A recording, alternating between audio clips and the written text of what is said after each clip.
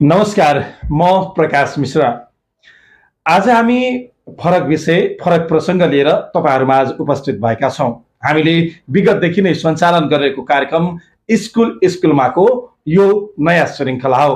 आज नयाँ श्रृङ्खलामा कैलाली जिल्लाको मध्यवर्ती क्षेत्र घोडागोडी नगरपालिका 1 सुखर बजारमा विगत 3 दशकदेखि जीवनोपयोगी संस्कार सहितको शिक्षा प्रदान गर्दै आइरहेको न्यू स्टार इङ्ग्लिस बोर्डिङ स्कुलमा आएका छौँ र न्यू स्टारले दिइरहेको शिक्षा, आगामी रणनीति र न्यू स्टारले दिन खोजेको सन्देश के हो त, यी लगायत थुप्रै विषयमा र आउँदै गरेको भर्ना अभियान सम्बन्धी विषयमा आज हामी न्यू स्टार इङ्ग्लिस बोर्डिङ स्कुलका संस्थापक प्रिन्सिपल PR भण्डारी सरसँग कुराकानी गर्न गइरहेका छौँ। स्वागत छ सर यहाँलाई। हस्, धन्यवाद सर।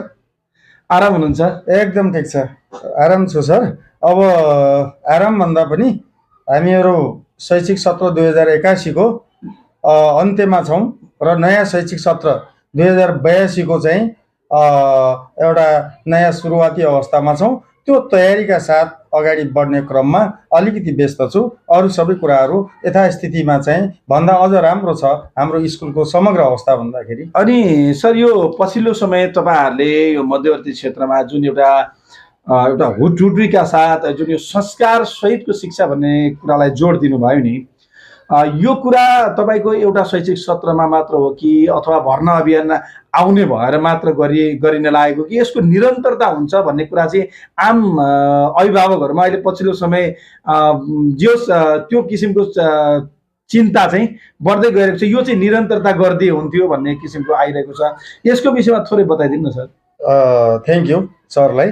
र यो असल संस्कार र जीवन उपयोगी सिप सिकाइको शिक्षा र नेपाल सरकारले निर्दिष्ट गरेको करिकुलमको आधारमा पढाइने शिक्षाको एउटा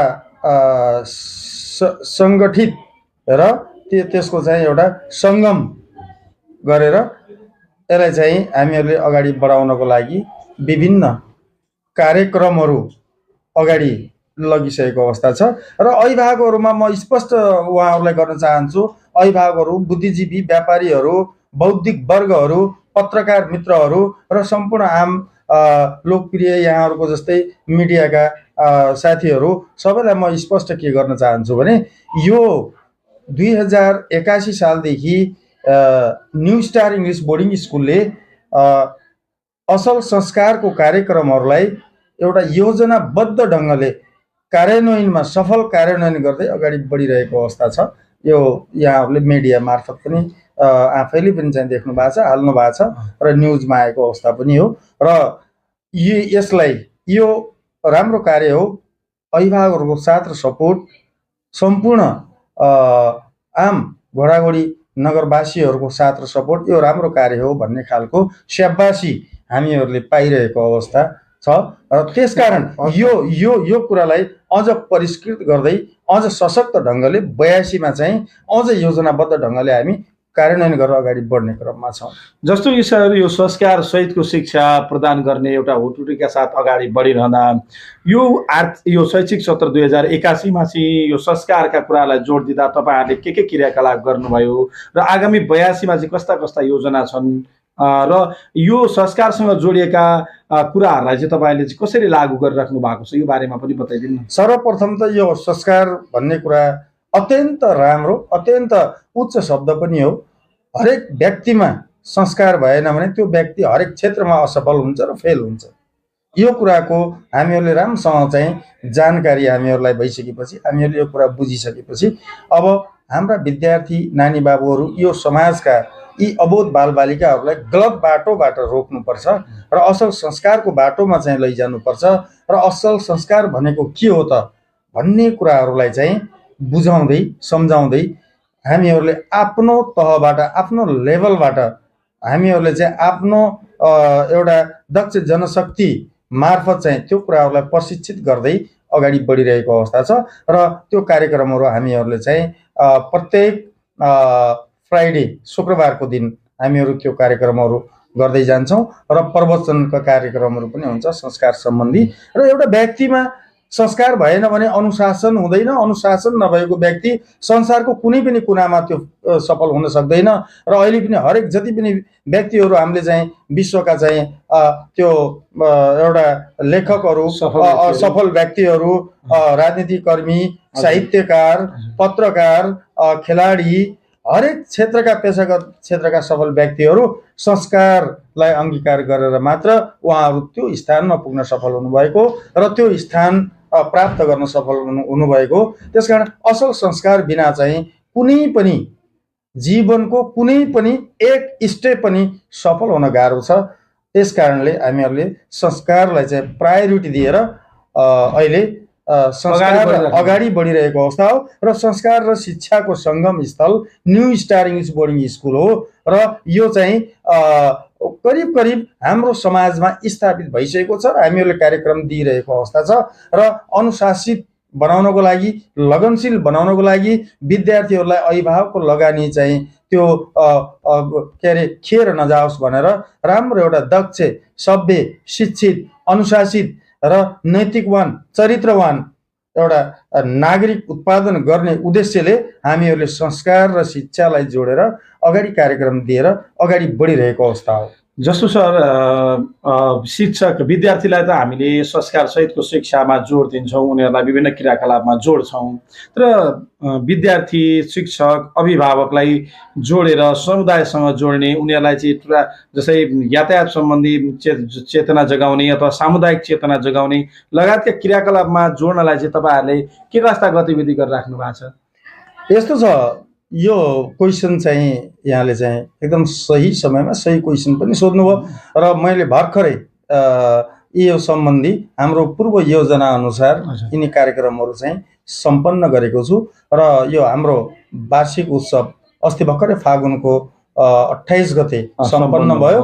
त्यहाँभन्दा अगाडि मैले चाहिँ एउटा प्रशिक्षक, संस्कार सम्बन्धी प्रशिक्षक ल्याइन। सामान्य रूपमा उसलाई नङ काट्न आउँदैन, उसलाई राम्रोसँग ब्रस गर्न आउँदैन र हात धुने स्वास्थ्य कर्मीले सिकाएको आधारमा कसरी हात धुने हो त्यो कुराहरूको बारेमा नलेज हुँदैन।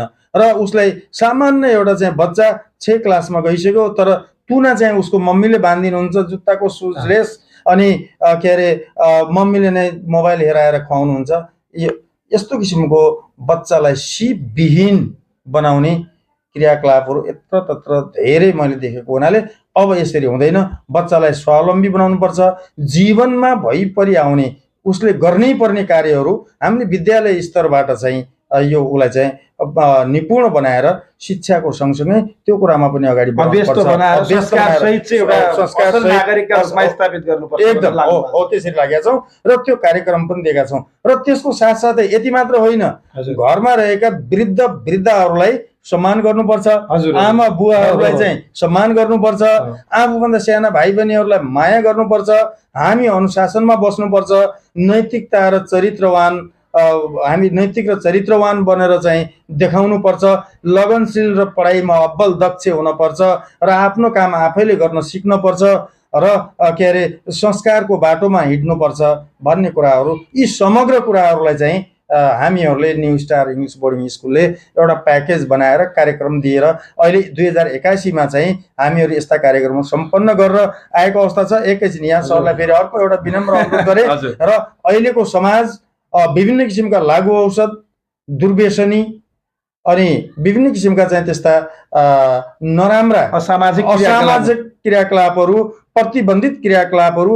जसले बालबालिकाहरूलाई चाहिँ उनीहरूको भविष्य ध्वस्त बनाउँछ, त्यस्ता क्रियाकलापहरूबाट रोक्नको लागि हामीहरूले यो स्कुलले चाहिँ हाम्रो नजिकै रहेको इपर्का बाट हाम्रो म्यान पावर उहाँहरूसँग डिमान्ड गरेर त्यहाँको कार्यालय प्रमुखसँग कुरा गरेर हामीहरूले चाहिँ लागु औषध, दुर्व्यसनी विरुद्धको अभियान कसरी चालु गर्ने र लागु औषध भनेको के हो, त्यसबाट पर्ने गलत असरहरू, गलत इम्प्याक्ट्स के हुन्, तिनै कुराहरू बारेमा सचेत गराएर यसरी अगाडि बढ्नुपर्छ भनेर त्यहाँ आदरणीय हाम्रो यो कार्यालयका दीर्घसिंह इन्सपेक्टर श्री दीर्घसिंह साउद सरलाई बोलाएर उहाँले चाहिँ त्यो क्लास पनि हाम्रो विद्यार्थीहरूलाई चाहिँ गराइसक्नु भएको छ।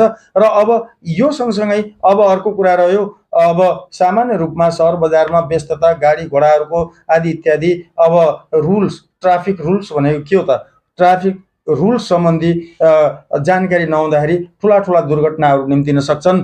त्यसकारण मैले चाहिँ ट्राफिक प्रहरीलाई हार्दिकतापूर्वक चाहिँ निमन्त्रणा गरेर ट्राफिक रुलसँग सम्बन्धित कुराहरू पनि न्यू स्टारले हाम्रा बालबालिकाहरूलाई हामीले त्यो चाहिँ प्रशिक्षित गरेर जानकारी गरायौँ। हजुरले ट्राफिक रुल सम्बन्धी जानकारी गराउनु भयो, विद्यार्थीलाई सचेतना गराउनु भयो, तर पछिल्लो समय धेरै निजी विद्यालयहरूमा चाहिँ ट्राफिक नियम उल्लङ्घन गरेर होइन, लाइसेन्सै नभएका व्यक्तिहरूलाई चाहिँ चालक राखेर अनि विद्यार्थीलाई चाहिँ एकदमै कोच 30 जना विद्यार्थी अट्ने ठाउँमा 70 जना विद्यार्थी हालेर गरेको पनि पाइन्छ। न्यू स्टारको अवस्था चाहिँ के हो? अब यस्तो छ, यहाँले समग्रमा चाहिँ यो समाजमा अब हुने भएका कुराहरू, यथार्थ कुराहरू चाहिँ ल्याउनु भएको छ। यो सत्य कुरा पनि हो। र कतिपय स्कुलहरूका चाहिँ ती गाडीहरू त छन्, तर गाडीका चाहिँ तिनी बिल बुकहरू, कागजातहरू चाहिँ रिन्यू छैनन्। र जो गाडी चलाउनुहुन्छ चालक, उहाँको चाहिँ त्यो लेभलको चाहिँ लाइसेन्स छैन। न्यू स्टार के छ अवस्था? तर न्यू स्टारमा चाहिँ गाडीहरू अपडेट, कागजात अपडेट छ र चालकहरू सम्पूर्ण लाइसेन्स प्राप्त हुनुहुन्छ आफ्नो लेभलमा। र इभन अटो चालकको पनि हाम्रो चाहिँ लाइसेन्स होल्डर हुनुहुन्छ। अटो चालकको पनि लाइसेन्स, अटो चालकको पनि हाम्रो लाइसेन्स वाला हुनुहुन्छ। र यो नगरपालिकामा अटो चालक कुनै पनि स्कुलको चाहिँ लाइसेन्स छ जस्तो मलाई लाग्छ। मैले यहाँनिर जोडेँ। तर न्यू स्टार विद्यार्थीहरूसँग, विद्यार्थीहरूको भविष्य, विद्यार्थीहरूको चाहिँ बालबालिकाहरूको चाहिँ जीव ज्यान खतरामा पर्छ कि भन्ने कुरामा अत्यन्त सचेत छ। त्यसकारण हामीहरूले चाहिँ अहिले पुराना गाडीहरूलाई पनि हटाएर नयाँ नयाँ बसहरू, नयाँ सवारी साधनहरू, लाइसेन्स प्राप्त ड्राइभरहरू हामीहरूले चाहिँ के अरे विद्यालयले व्यवस्थापन गरेर अगाडि बढेको छ। र सुरक्षित बच्चाहरूको यातायात सुविधाको स्कुलले चाहिँ व्यवस्थापन गरेको छ। कुनै पनि कानुनी अप्ठ्याराहरू हामीहरूलाई पर्ने न्यू स्टारले कानुन विपरीत ढङ्गले विद्यार्थीलाई एकदमै कोचाकोच बोक्ने, लाइसेन्स नभएका चालकहरू राख्ने, गाडीको बिलबुकहरू सही समयमा रिन्यू नगर्ने जस्ता किराकालाबाट न्यू स्टार एकदम अलग्गै छ, सचेत छ, प्रक्रियामा छ। ल अब यी त भए अहिलेसम्म न्यू स्टारले गरेका गतिविधि, न्यू स्टारको समाजमा चाहिँ एउटा संस्कार सहित शिक्षा दिन्छ भन्ने किसिमको एउटा जुन ब्रान्डका रूपमा न्यू स्टार स्थापित भएको छ नि। अब आगामी शैक्षिक सत्रका लागि चाहिँ न्यू स्टारको योजना के छ हैन, अभिभावकलाई के भन्न चाहनुहुन्छ? फेरि अर्को कुरा पनि जोडिहाल्छु, न्यू स्टारमा चाहिँ भवनहरू छैनन्, सानो साँगुरो ठाउँमा छ भन्ने किसिमको एक किसिमको हल्ला पनि फैलिएको छ बजारमा। त्यसरी गर्दाखेरि चाहिँ न्यू स्टारमा विद्यार्थीको सङ्ख्या त बढ्नेवाला छ भन्ने चर्चा पनि छ। तर यो भइरहँदा विद्यार्थीलाई भवनको अभाव हुन्छ कि हुँदैन, यो लगायतका विषयमा हजुरको धारणा के छ? यस्तो छ प्रकाश सर, जस्तो हामीहरूले अहिले सबभन्दा फोकस गर्ने भनेको विद्यार्थीलाई हो। अभिभावकको बालबालिकाहरू, विद्यार्थी नानी बाबुहरू र के अरे हाम्रा स्कुलमा आइसकेपछि तिनी हाम्रा विद्यार्थी नानी बाबुहरू र हामी दुवै पक्षबाट तिनी बच्चाहरूलाई फोकस गरेर तिनी बच्चाहरूको उज्जवल भविष्यको लागि अहोरात्र खट्नुपर्छ भन्ने कुरा न्यू स्टारले कहिले बिर्सिँदैन। र त्यसको लागि चाहिँ हामीहरूले सुरक्षित यात्रा, आरामदायी यातायात र बच्चाहरूलाई चाहिँ सुविधा सम्पन्न नयाँ गाडीको चाहिँ व्यवस्थापन गरेको छ, एउटा कुरा। र अर्को कुरा चाहिँ हामीहरूले असल संस्कार, यो शिक्षाले मात्रै हुँदैन, शिक्षाले क ख एबिसिडी एफ फर एप्पल हरेक स्कुलमा पढाइ हुन्छ औपचारिक शिक्षामा।